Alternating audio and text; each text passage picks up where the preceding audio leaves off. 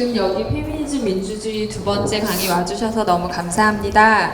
서민 선생님 스스로를 되게 초보 페미니스트라고 얘기를 하시지만 항상 모든 글을 보면 되게 젠더 관점이 딱 장착이 되어 있으세요. 그래서 젠더 돋보기가 있으신 분인 것 같고요. 더 많은 서민들이 좀 더 거침없이 얘기할 수 있는 세상이 되면 좋지 않을까 생각하고요. 예전에 아주 제가 2000년대 뭐 그럴 때 한겨레에서 가끔 이런 강의들을 막 시리즈로 했는데 그때 너무 듣고 싶다 이런 생각을 했는데 제가 세상에 하게 되다니 너무 뜻밖이고요. 그리고 제가 외모 때문에 이제 받아오는 그런 서운함 이런 것들을 얘를 보면서 또 느꼈어요. 그래서 얘도 고생이 많았겠다고 생각을 했고 안 되겠다 싶어서 이제 제가 좀 떠서 정말 떠서 이렇게 그렇지 않다고 얘기해주고 싶었어요. 좀 크게. 그래도 나름대로 이제 뭐 대학에서 자리도 잡고 뭐 지하철 타면은 한 10명에 1명 정도 쟤 누구지? 뭐 이런 정도가 된 그러니까 얼굴도 이제 좀 알려진 비교적 성공한 사람이 됐는데 저는 이제 항상 이게 제 노력 덕분이라고 생각을 하고 있었어요. 근데 어느 날 이걸 깨닫게 됐어요. 근데 제가 이 성공한 비결 중에 하나가 제가 남자인 게 큰 지분을 차지한다는 거죠. 제 기생충학 하는 선배예요. 보시면 좀 미모 아닙니까? 그쵸? 미모. 그리고 그러니까 의대 출신이고 성적도 우수해요. 그리고 이분이 제일 잘하는 게 논문 쓰는 겁니다. 여긴 잘 안 보이시겠지만 1년에 10편씩 외국 학술지에 논문을 실어요. 저희 학회에서 통틀어서 이 정도 쓰는 분이 한 5명 정도도 안 될 거예요. 그러니까 굉장히 훌륭한 사람이에요. 그러니까 이 정도 논문을 쓰고 정말 논문이 너무 많은 분인데 그러면 이제 서울대 자리가 났을 때 서울대 이제 교수가 퇴임을 했거든요. 그럼 당연히 이 사람이 1순위로 뽑혀야 되는 게 맞아요. 그 근처에 간 남자가 하나도 없거든요. 근데 그 주임 교수였던 분이 퇴임하면서 이렇게 말했어요. 내 눈에 흙이 들어가도 여자는 안 받는다. 지금은 이제 뭐 물론 건대에서 나름대로 그냥 행복하게 살고 있긴 하지만 이 말이 한 20년이 지난 지금도 상처로 남아있다고 얘기를 합니다. 과거 여성들은 여성들이 정말 과거에 차별을 많이 받았잖아요. 근데 그런 현실에 대해서 전혀 목소리를 내지 않았어요. 그리고 성추행, 성희롱, 성폭행 이런 용어 자체도 사실은 되게 생소했지만 어쨌든 이런 일을 당해도 그냥 그러려니 하고 내가 참아야지 하고 목소리를 내지 않고 자기 탓으로 돌렸던 그런 세월이 있어요. 요즘에는 결혼해서 그냥 주부로 사는 것보다 일로 성공하려는 사람들이 훨씬 더 많아졌죠. 그렇죠? 그리고 드디어 여성들이 말을 하기 시작했어요. 불리한 현실에 대해서. 그리고 내가 성폭행을 당했다. 과거 같으면은 오히려 성폭행 당한 사람들이 어떻게 말을 하느냐라고 이제 오히려 놀림을 받던 세상인데 지금은 성범죄에 대해서 목소리를 냅니다. 저는 여혐의 가장 큰 이유가 이거라고 생각해요. 여성들이 침묵하지 않으니까 이 여자들의 입을 닥치게 하기 위해서 여혐이 생겼다고 생각을 합니다. 그동안 현재에도 여자를 침묵시키기 위해서 남자들이 어떤 노력을 하고 있는가 이거를 말씀드리겠습니다. 네, 남자들이 제일 잘하는 공간은 인터넷이에요.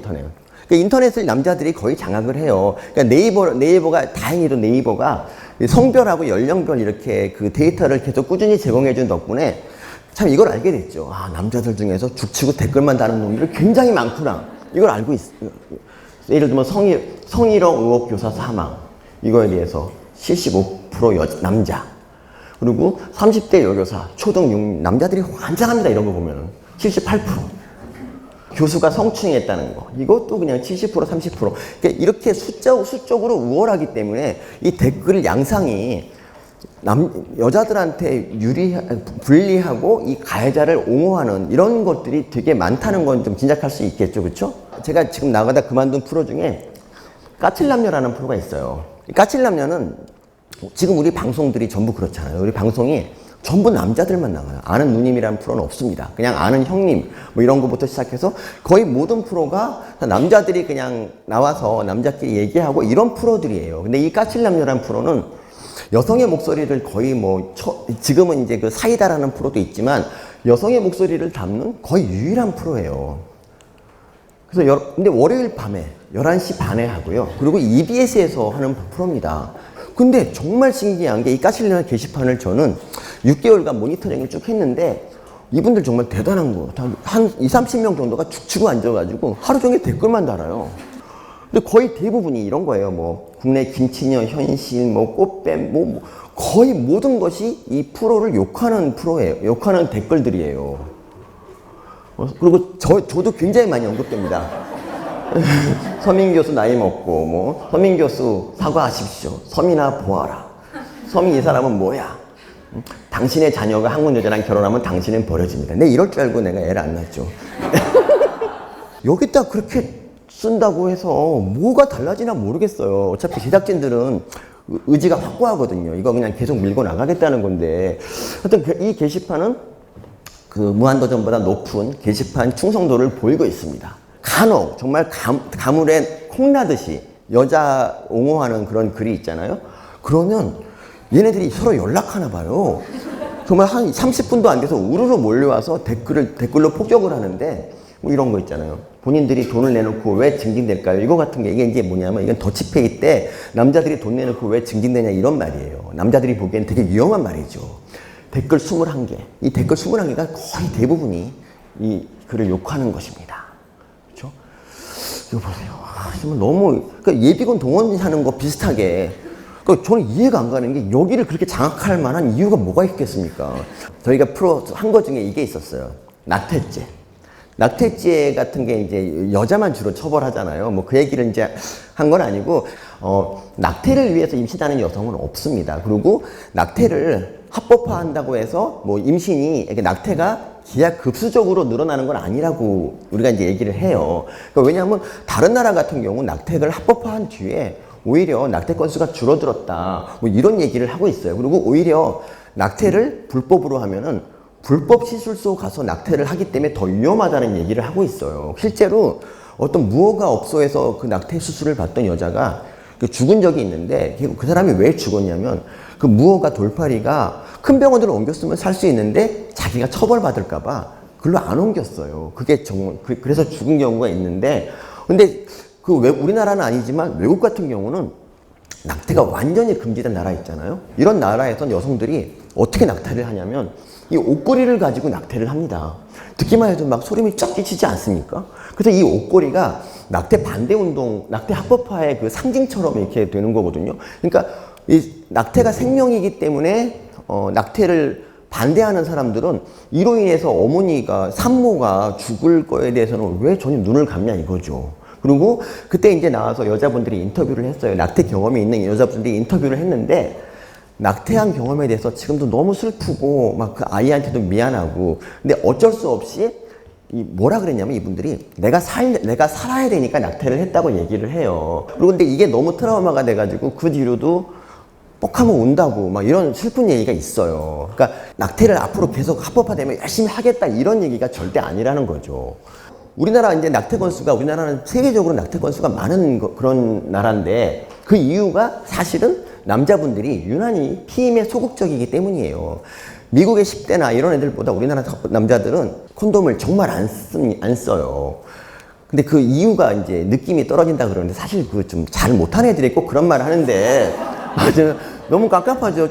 그냥 조금 덜 느끼고 그냥 여자를 위해서 좀 낙태죄를 처벌하려면 임신을 시킨 남자도 같이 처벌을 하는 게 맞다는 게 이제 그 까칠레나 주장이었어요. 왜 여자한테만 죄를 묻느냐. 선진국이 낙태 허용하고 합법한 거는 이 나라들이 당연히 생명을 경시하는 게 아니잖아요. 선진국 프랑스 같은 나라는 먹는 낙태약이 있어요. 그래서 이게 한 7주, 8주 안에 이걸 먹으면 거의 한 90% 이상에서 효과를 본다고 합니다. 이 먹는 낙태약이 그 낙태 수술보다 훨씬 더 안전하고 효과가 있으니까 근데 이게 웬만한 나라들은 다 허가가 됐는데 우리나라는 아직 허가가 안 됐단 말이죠. 그러면 아이를 낳으면 그 아이에 대해서 잘해주느냐? 그런 것도 아니에요. 그 다음부터 아이를 낳으면 그 여자는 미혼모의 낙인을 가지고 취업도 잘 안 되고 정말 손가락질 나가면서 결혼도 다시 못할 거고 뭐 이런 식의 삶을 살아야 된단 말이죠. 정말 모순적인 거죠. 그러니까 낙태를 반대하려면 아이를 낳기만 하면 이 사회가 책임을 져주는 구조라면 낙태를 반대할 수도 있다고 생각해요. 근데 그런 게 전혀 아니잖아. 근데 막 이 댓글 보세요. 낙태는 살인입니다. 시술 과정을 보세요. 태아를 찢어 죽이고 뼈를 조각내서 빼내지 않습니까? 살인임은 변함이 없습니다. 아니 누가 아니라 그랬습니까? 근데 이 낙태를 계속 죄로 처벌하는 게 옳으냐 이 얘기를 하고 있는 거지. 그리고 낙태가 죄냐고? 낙태 죄야. 근데 맨날 그러니까 아무리 낙태도 살인이지만 죄를 묻는 건 좀 너무하다 뭐 이런 식의 얘기를 아무리 해도 계속 낙태는 살인이다 이러고 있어요.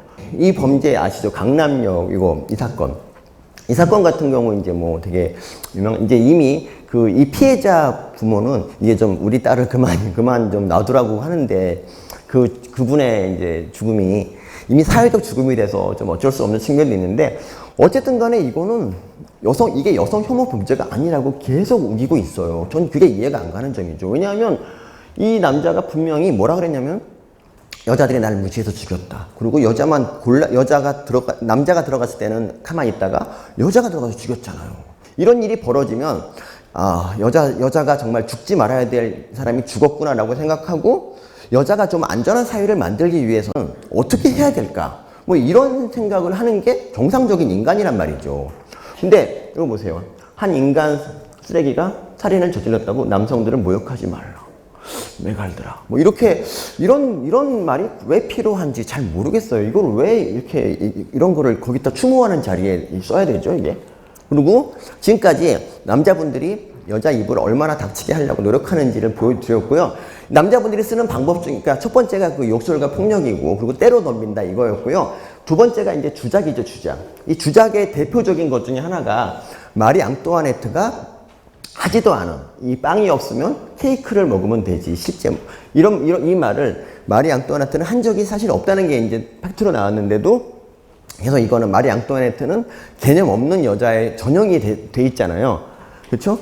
실제로 마리 앙뚜아네트는 딸이 비싼 선물을 해달라고 했을 때 궁전 밖에는 가난하고 굶주린 사람이 많다. 뭐 이런 얘기를 했고 루이 16세가 다이아몬드를 사주겠다 했을 때 우리는 군함 한 척이 더 필요하다라고 했던 이 사람이 이런 말을 했다고 하는 게 말이 안 되고 사실 이거는 사실이 아닌 게 이제 드러났는데도 이런 식의 주작이 끊임없이 있다는 거죠. 그러니까 이제 이거는 되게 유명한 사진인데 이 여자가 한 말을 보면 능력 좋은 남자를 빨리 만나서 내 학자금 대출도 갚아주고 이게 이제 한국 김치녀의 현실이라는 걸로 이제 돌아다니고 있는 그건데 이 여자분이 실제로 한 말은 뭐냐면 결혼에 대해서 어떻게 생각하느냐고 이제 기자가 물어봤더니 아까 이제 말한 능력 좋은 남자 빨리 만나서 학자금 대출도 갚아주고 나까지 책임져 줄 수 있으면 상관없는데 그런 게 아니지 않냐고 하면서 결혼 생각할 여유도 없고 저기 이제 등록금 반대 시위하는 그런 애들도 자기랑 같은 처지라는 그런 정말 지극히 당연한 얘기를 하고 있는 겁니다. 근데 요 앞부분만 딱 떼가지고 이 여자분을 김치녀로 몰고 가고 있죠. 그쵸?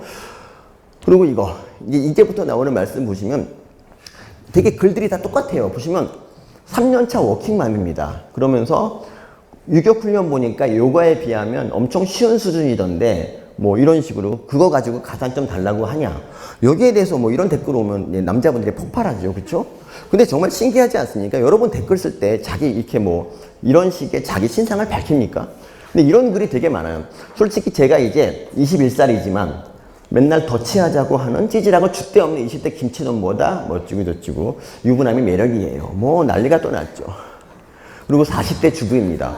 이상하게 그렇죠? 왜 다 자기가 여성이고 나이까지 다 밝히는 그러면서 서울 여대생이에요. 남자들 먹여주고 재워주는 군대 뭐가 힘들다 꾀병. 이 꾀병 보세요. 꾀병이 나요.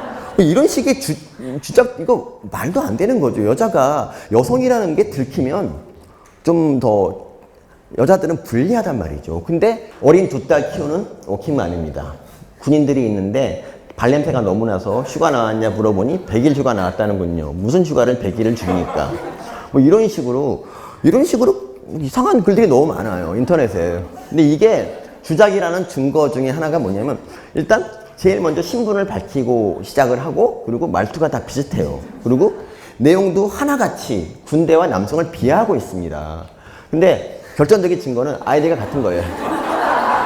이 아돈 별별이 40대 주부가 됐다가 3년차 워킹맘이 됐다가 21살짜리 여자가 됐다가 이렇게 되거든요. 그러니까 이렇게까지 해서 여자를 욕하는 게 도대체 뭐가. 근데 여기 신기하게 남자분들은 이런 주작에 너무너무 잘 넘어가요. 물타기가 이제 또 남자들이 쓰는 수법 중에 하나인데, 이 물타기의 그 대부분이 여성부 폐지, 여자도 군대 가라, 이거는 정말 정가의 보도예요. 정가의 보도. 어떤 얘기가 나와도 이 얘기를 하면 여자가 입을 닥쳐야 되는 그런 거거든요. 그러니까 예를 들어서 저는 이제 그 NBA 미국 농구를 좋아하는데, 올해 이제 4월 18일에 그 어떤 선수 이름이 나오고, 뭐 어떤 이 기사거든요. 그러니까 농구에 관련된 기사예요. 여기에 대해서 베스트 댓글, 그러니까 추천을 가장 많이 받은 댓글이 뭘까요? 이 기사에 대해서. 당연히 농구 얘기니까 농구 기사일 것 같지만, 여성분은 폐지를 해야 됩니다. 댓글 37, 공감 333, 반대 72. 그리고 이게 농구 기사는 그 다음, 오늘 러브가 밥값했다. 그리고 이거 작년에 핸드리스 호투 컵스 매직 넘버 3, 이런 기사. 이건 야구 기사입니다. 여기에 대해서 여성분은 폐지된다. 공감 245. 왜 이러는 겁니까, 이게? 그러니까 이 얘기를 여기서 왜 하는 거죠? 정말 이해가 안 가는 거죠. 저는 군대가, 항상 저는 주장하는 게 이거예요. 저는 군대가 너무 국가가 월급을 정말 그러니까 너무 착취한다고 생각하거든요. 그래서 저는 최소한 100만 원 이상 월급을 줘야 된다, 그런 생각이고, 그리고 가산점을 없앴잖아요. 군 가산점. 남자분들이 가산점 때문에 그러는 거 알겠는데, 군 가산점을 없애면서 헌법재판소가 뭐라 그랬냐면은, 국가는 다른 방안의 보상책을 마련하라고 조속히 마련해서 남자분들의 불만을 털어주라고 얘기를 하고 있어요. 그러니까 그 여성단체도 남자분들한테 가산점에 대한 그런 말고 다른 얼마든지 그 보상책에 대해서는 전적으로 동의를 하고 있단 말이죠. 근데 이거는 국가가 직무유기를 하는 거죠. 그러니까 국가가 돈을 쓸 마음이 기본적으로 없고, 그래서 그냥 여자랑 장애인 걸 뺏어서 이렇게 주는 게 가산점이거든요. 근데 그 국가에다 항의할 문제를 가지고 여자들한테 계속 군대 가라고 하는 거, 이게 진짜 또 군대를 가는 걸 원하는 것도 아닌 것 같아요. 구글에서 우먼이라고 쳐봐요. 우먼이라고 치면 여자들이 이렇게 나옵니다. 근데 여자라고 치면 이런 게 나와요. 완전 차원이 좀 다르지 않습니까? 이걸 보면은 한국 남자들은 한국 여성을 정말 좋아하는 것 같죠. 그래서 실제로 뭐 여혐에 대해서 물어보면 내가 여자를 얼마나 사랑하는데 뭐 이렇게 이제 얘기하는 사람들이 되게 많은데, 성적인 대상으로 좋아하는 건 진짜 좋아하는 거랑 다른 거죠. 그렇죠? 그리고 이거는 뭐냐면 시스터라는 거. 시스터를 딱 이제 구글에서 치면은 뭐가 나오냐? She's my sister. 그리고 그녀는 나의 동생이다. 네가 만약에 내 동생의 마음을 브레이크하면은 난 너의 얼굴을 브레이크할 것이다. 뭐 이런 얘기. 그리고 뭐 너와 나는 시스터고 뭐 아주 나는 너를 지켜줄 것이다. 뭐 이런 얘기 있고, 뭐 시스터만한 친구가 없다, 세상에 없다. 뭐 이런 얘기 있고, my sister is best. 뭐 이런 얘기, 다 이런 얘기가 나와요. 우리나라에서 여동생을 쳐보면 어떨까? 정말 민망한 사진들만 나옵니다. 그리고 이거 스트릿도 유명한 얘기지 않습니까? 스트릿을 딱 치면 그냥 이렇게 고풍스러운 뭐 유럽이나 미국의 거리가 나옵니다. 우리나라에서 길거리를 쳐봐요. 길거리 치면 다 여자만 나옵니다. 거의 뭐 이걸 보면은 남자들이 정말 성욕이 정말 분출하다 못해 넘치는구나라는 걸 알 수가 있죠. 저는 정말 30살까지 보통 남성이었어요. 그러니까 뭐 이제 혹자는 저를 어릴 때 왕따를 당하는 와중에 여자들이 저한테 친절하게 말을 해줬기 때문에 제가 페미니스트가 됐다, 뭐 이렇게 말을 하시는 분들이 있는데, 그 당시 남자나 여자나 저한테 관심을 갖지 않았습니다. 여자분들도 저를 따돌리는데 많이 동참해 주셨기 때문에 저는 전혀 그런 게 아니에요. 근데 그리고 30살까지 진짜 뭐 그랬고, 제가 했던 말 중에 이런 말도 있어요. 뭐 여자가 이쁜 거는 권리이자 의무다. 뭐 이런 무식한 말도 많이 했었어요. 그러니까 성평등에 대한 생각 전혀 없었고요. 왜 여자들은 아무 일도 안 하고 주고 놀고 막 이런 생각 했었어요, 진짜로. 근데 그러다가 이제 제가 처음으로 저를 일깨워준 분이 강준만 교수예요. 이 저의 모든 그 사회에 대한 생각은 다 이분한테 배웠는데, 이 강준만 교수가 지역차별이나 뭐 이런 차별에 대한 얘기를 많이 하시다가 성차별에 대해서도 얘기를 하셨어요. 그래서 이걸 보고 되게 놀랐죠. 그러니까 우리나라의 그 주요 권력 부서에 있는 있는 건 전부 남성들이고 여성의 자리는 없다는 게 이분의 말이에요. 그래서 저는 이분의 얘기를 듣고 그때부터 이제 그 프레임으로 세상을 좀 보기 시작했어요. 이분 그때 그 당시에 이분 말이면 뭐든지 듣는 그런 강준만 빠였거든요. 근데 어쨌든 제가 살던 그런 곳이 다 알고 보니까 여성의 희생을 바탕으로 굴러가는 곳이었고 저희 어머니의 삶도 제가 다시 한번 느끼게 되죠. 어머니가 그냥 여자라는 이유로 겪어야 됐던 그런 것들에 대해서 좀 안타깝게 생각이 좀 들었고요. 그때부터 이제 페미니즘 책을 탐독을 하기 시작하는데 저에게 제일 영향을 줬던 책은 바로 이 책입니다. 이 책은 저에게 혁명이었어요. 이 책을 정말 제가 정말 줄을 쳐가면서 한 줄 한 줄 막 거의 먹다시피 했어요. 너무 훌륭한 책이고요. 내친 김에 페미니스트가 되려면은 이 책도 읽어야 되면서 제2의 성을 이렇게 읽었는데 이 책 읽다가 몇 번이나 죽고 싶었어요. 이거 혹시 읽으신 분 아마 안 계실 거예요. 읽지 마세요. 이거는 페미니즘의 핵을 띠게 만드는 책이에요. 뭔 말인지 도저히 이해가 안 가요. 어떻게 책을 이게 또 상하고 상이 500페이지, 하고 500페이지인데 마지막에 끝내는 말도 한 열대 페이지 되는데 그것도 정말 며칠 걸렸어요. 너무 힘든 책이에요. 그러니까 그 당시는 지금처럼 페미니즘 책이 없던 시절이에요. 그리고 뭐 그때 읽은 책이 이런 책도 읽었는데 이걸 읽으면서 제가 뭘 생각했냐면 이 베룩스가 쓴 행복한 페미니즘은 미국은 성차별과 더불어서 인종 문제도 있기 때문에 훨씬 더 복잡하구나라는 생각을 했는데 어쨌든 간에 뭐 이런 책들을 읽으면서 그러니까 페미니즘 책이 나올 때마다 거의 사서 읽었던 것 같아요. 어쨌든 제가 이런 생각으로 세상을 보는 동안 여혐은 점점 심해져 갔고요. 그리고 인터넷은 정말 여혐의 놀이터가 돼버렸죠. 그래서 뭐 더치페이 요새 점점 심해서 뭐 더치페이나 뭐 김치녀 뭐 이런 거 나오지 않습니까? 그리고 이 맘충이라는 것도 그러니까 남자들은 항상 이렇게 말해요. 이렇게 맘충 같은 얘기도 사실 어떻게 엄마한테 벌레라고 하는지 잘 모르겠는데, 그러니까 이런 얘기를 하면은 모든 여자한테 일반화하는 게 아니라 일부 개념 없는 뭐 그런 여자한테만 그러는 거라고 얘기를 하는데 사실 알고 보면 거의 일반화를 하고 있어요. 대부분 온라인에서 정말 그 혐오적인 그런 말 중에서 제일 심한 게 바로 성차별이고요. 뭐 성적 소수자도 있지만 여성이라는 이유로 이렇게 많이 혐오 얘기를 들어야 되는 게 너무 좀 안타깝지 않습니까? 근데 여자들이 그래서 목소리를 내고 싶은데 그동안 못 냈었잖아요. 그렇죠? 왜냐하면 수적으로 밀리고 그리고 여자가 좀 뭐라고 반대말을 하면 남자들이 우르르 때려 덤벼서 그리고 욕을 막 하고 그러니까 거기 상대가 안 되죠. 그래서 침묵을 택했던 거고요. 이거 보세요. 뭐 남자들이 거의 댓글란에 장악하고 있기 때문에 저도 마찬가지로 저도 이렇게 뭐 댓글 전쟁이 벌어졌을 때 가끔씩 이제 제가 뭐 반박하는 글을 쓰긴 썼지만 뭐 익명이니까 그러면 이제 이렇게 말해요. 남자분들이 너 여자지 뭐 이렇게 말해요. 거의 그러니까 남자가 이런 글을 쓴다는 거 상상을 못 하는데 저는 항상 익명으로만 좀 이렇게 활동하고 실제로 뭐 이렇게 뭐 제 정체성 제가 새로 깨달은 거에 대해서 얘기를 안 했단 말이죠. 그러다가 메르스 사태가 났죠. 메르스 사태에서 뭐 우리 국가적인 되게 비극이긴 한데 여기서 이제 홍콩 여행 간 한국인 여성 2명이 격리를 거부하고 있다는 게 이제 기사로 나갑니다. 그랬더니 이제 댓글이 이제 엄청나게 달리기 시작하고 김치녀는 국제적으로도 웃음감이다 뭐 이런 식의 얘기가 이제 나돌기 시작하죠. 그렇죠? 그래서 근데 나중에 알고 보니까 전혀 그렇지가 않은 거예요. 의사소통 오해였던 거죠. 그러니까 사실이 아니었던 거예요, 격리. 그러니까 이 사태가 그동안 수없이 많은 김치녀, 된장녀, 맘충을 견디던 여성들이 흥분해서 들고 일어났죠. 그들이 만든 게 바로 메갈리아를 만들었어요. 메갈리아.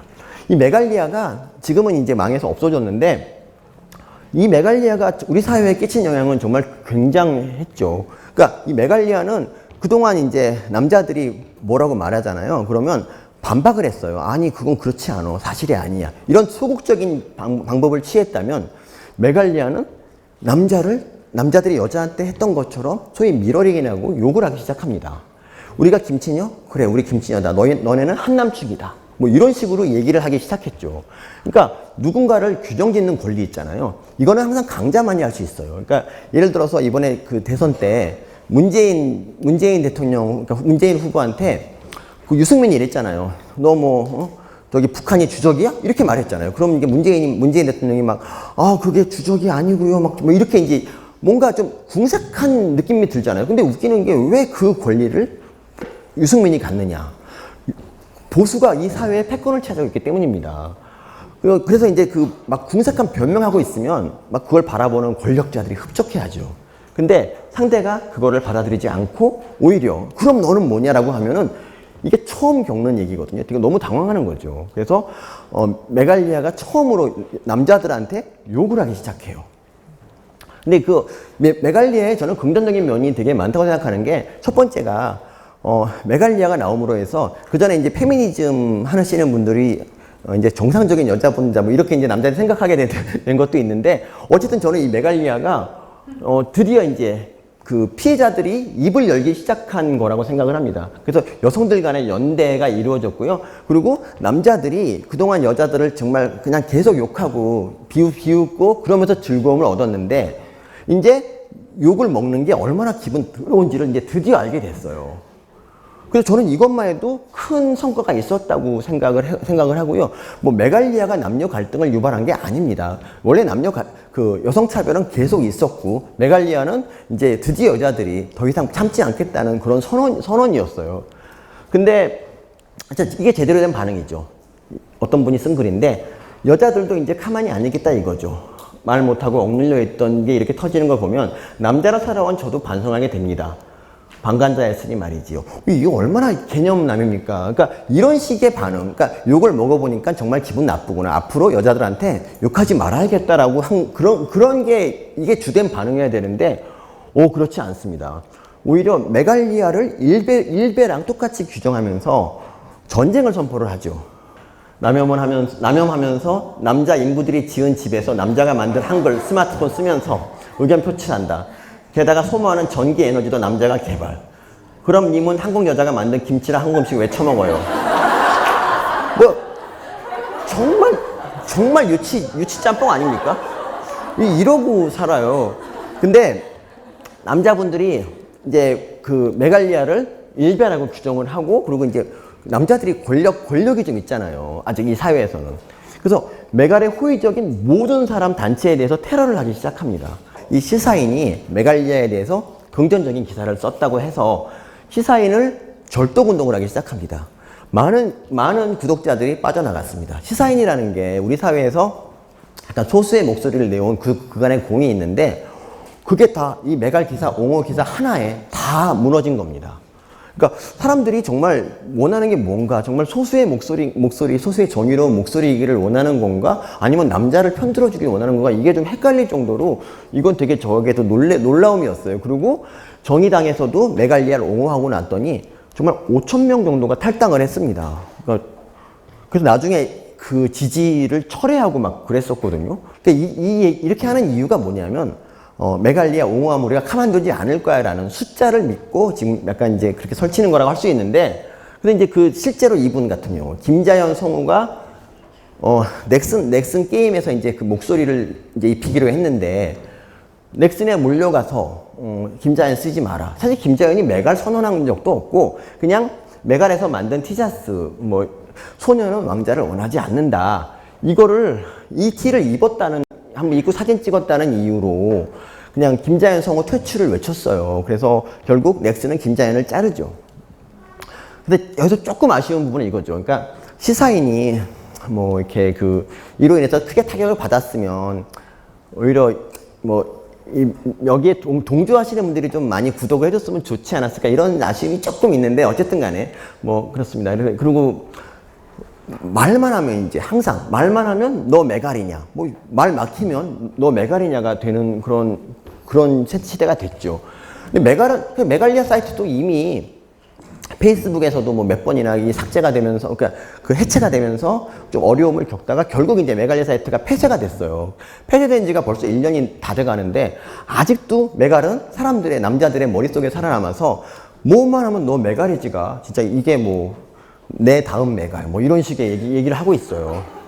저는 여성 차별에 대한 저항하는 운동을 여성들만 하는 거는 좀 아니라고 생각해요. 왜냐하면 아까 말씀드린 것처럼 여성이 목소리를 내는 게 너무 어렵습니다. 여전히 그 남자들의 공격성과 수적으로 안 되기 때문에 이게 안 되는데 그 레베카 솔릿이 인종 문제에 있어서 백인들의 참여를 끌어들이지 않고는 인종차별을 다룰 수 없는 것처럼 여자들은 남자들을 끌어들이지 않고는 성차별을 완화할 수 없다. 그러니까 보시면 사실 저는 성차별을 겪지도 않았어요. 근데 여자들이 자기가 겪은 성차별을 얘기하는 것보다 제가 성차별을 얘기하는 게 훨씬 더 매스컴에 더 많이 실린다는 거죠. 그러니까 이것만 해도 이 사회가 굉장히 잘못된 거라는 걸 알 수 있는데, 저는 그래서 그냥 기꺼이 그냥 그 이용당하는 그런 도구가 되겠다? 뭐 이런 마음이 좀 있었어요. 그리고 저는, 김자연 성우처럼 프리랜서가 아닙니다. 그냥 저는, 일단 월급을 받고요. 그리고 월급 받는 거에 대해서 이제 뭐 응징할 수단이 없죠. 어쨌든 저는 물론 책도 좀 팔아 먹어야 되는데, 책을 뭐 안 팔아도 그냥 어차피 먹고는 산단 말이에요. 그리고 저는 결정적으로 남자예요, 남자. 사람들은 남자에 되게 약해요. 남자에게는 뭐 서민 죽이러 가자 이런 얘기 하지 못합니다. 어머니가 이제 좀 슬퍼했던 게, 어머니가 원래 이제 그 어머니 친구분이 네 아들 신문 났더라면서 이 기사 링크를 해줬어요. 근데 어머니가 저한테 전화해서 왜 그렇게 너를 욕하냐, 뭐 이런 식으로 어머니가 되게 슬퍼하셨던 그런 적이 있어요. 그래서 제가 걱정하지 말라고 막 그랬는데, 근데 제가 뭘 느꼈냐면, 예전에 뭐 저는 군부독재 운동을 이제 반대 운동 안 했는데, 이 군부독재 시절에는 그래도 군부독재에 저항하는, 그렇게 사실 목숨을 내놓고 하는 운동이긴 했지만, 그때는 그래도 그 학생들이 옳다는 걸 믿어줬잖아요. 그렇죠? 옳다는 걸 믿어주고, 그리고 그러니까 자신도 옳은 일이라고 믿고 지지해주는 분도 있었단 말이죠. 근데 이거는 남자가 여성 청차별을 반대하는 발언을 하는 게 진짜 이게 참 외로운 일인 것 같아요. 진짜 이런 거 있잖아요. 남자들한테 항상 남자들한테 뭐라 그러면 항상 일반화하지 마라, 나는 아니다. 근데 이렇게 말을 하는데, 물론 이제 뭐 모든 남자가 다 욕하는 건 아니고, 뭐 극히 일부의 남자들이 지금 인터넷에 욕을 하고 있는 거겠죠. 하지만 남자분들이 그 댓글이 좀 부당하다 여겨지면 같이 좀 싸워주면 좋겠어요. 그러니까 남자들의 그 거친 그런 공격성을 남자들은 받을 수 있잖아요. 그래서 이건 무조건 나는 아니다, 이건 너무 비겁한 변명 같고요. 그냥 성차별이 없는 사회를 위해서 같이 좀 노력했으면 좋겠고요. 그리고 남자분들이 페미니즘이 정말 돈이 된다 생각하면은 하면 되죠. 그렇죠? 이건 이제 저 뒤에서 파는 제 책에 대해서, 역시 제가 이제 책을 냈더니 어떤 애가 이렇게 댓글을 달았어요. 역시 페미니즘은 돈이 되죠. 교수님 부자 되세요라고 해서 제가 이제 이렇게 댓글을 달았습니다. 응원 감사드립니다만, 방송에서 몇 번 밝힌 바처럼 저는 홍대에 건물을 가진 건물주랍니다. 그러니까 네가 페미니즘에서 돈 많이 벌라고 이렇게 이제 댓글을 남겼는데, 정말 페미니즘이 여자한테 인기 있고 돈을 버는 길이면 안 할 이유가 뭐 있어요? 그냥 하시라 이거죠. 저는 이 말을 드리고 싶습니다. 그리고 여자분들은 많이 어렵겠지만 좀 입을 좀 여시고 댓글 활동도 좀 활발히 좀 해주시면 너무 고맙겠습니다.